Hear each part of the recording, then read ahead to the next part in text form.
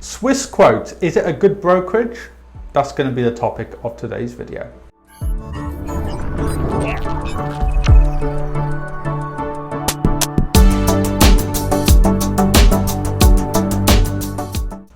Now, Swissquote is one of the bigger DIY companies in Europe, and I'm going to talk about the positives and negatives of Swissquote on this video. So number one, in terms of the positives, it's a pretty good platform in Europe from the point of view it's not based in America, unlike Interactive Brokers.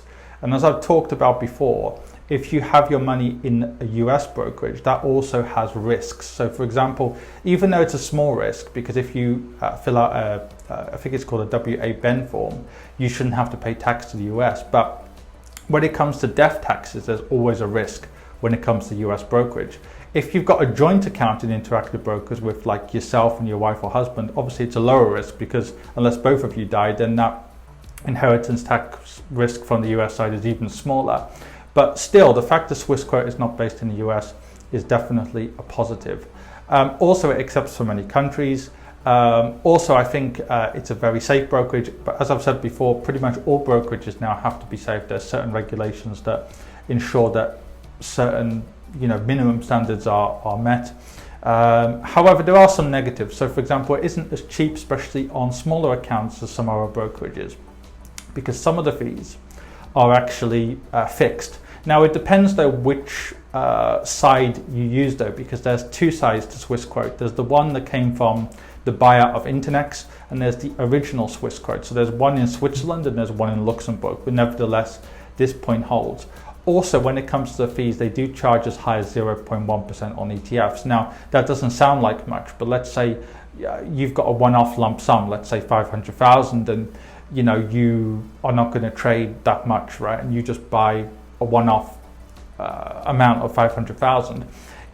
That's more than you would think for a DIY brokerage. So it isn't actually the cheapest brokerage. Also, with all brokerages, this isn't just Swissquote, but you've got to rely on your own individual personality and really controlling your emotions. So I would be willing to bet with you that regardless of whether you're on Swissquote, Interactive Brokers, or any of the others, people tend to panic sell when markets go down. I know Fidelity and Schwab, two US brokerages, they actually officially announced that in 2020, about 35% of their clients panic sold between February and May 2020. In other words, during the worst of the crash of last year. Now, Swissquote have not released their results, nor have Saxo, at least I don't think they have. But I would be willing to bet with you that most DIY investors come in during the height of the market, they panic sell during the worst of the market. Again, though, that isn't their fault. That's not something you can blame them for.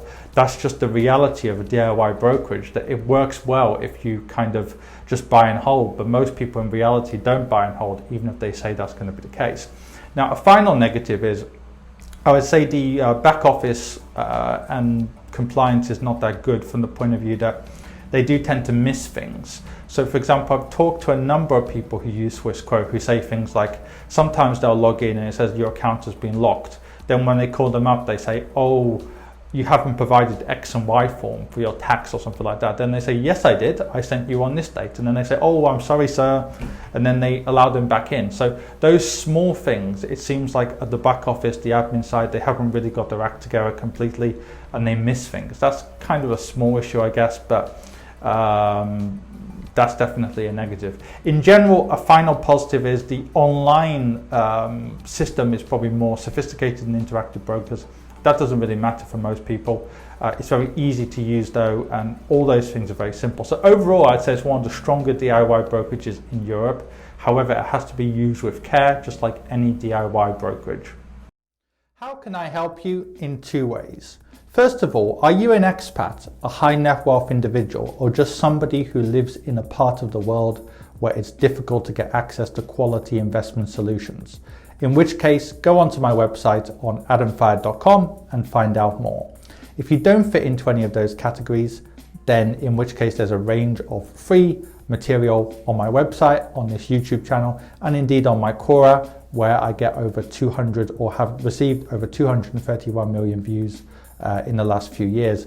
And finally, if If you want to actually read my thoughts in more detail, go on to Amazon and find my book on there.